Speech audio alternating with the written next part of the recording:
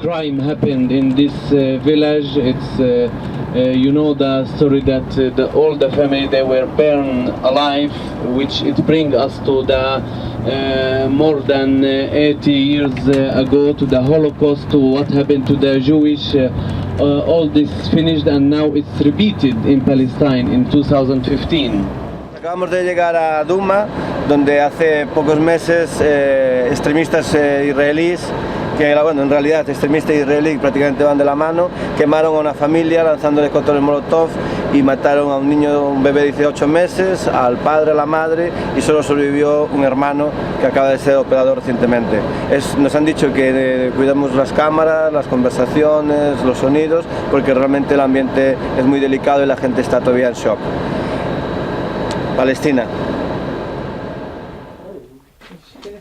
Settlers came and they throw fire, which it make you know, it contain something that it burns so quickly. They throw it either from this window or from this window. We don't know. Both parents they have fire at their body, like 90 to 95%.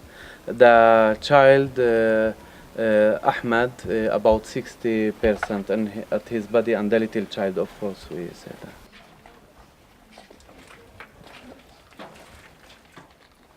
Esta es la política de Israel. Así demuestran cómo las víctimas del holocausto judío hoy están llevando a cabo una limpieza étnica en Palestina. Antes de que Hitler llegase al poder en Alemania, los nazis hacían esto con las casas de los judíos que vivían allí. Something very special to make the fire, because you can see how the aluminum.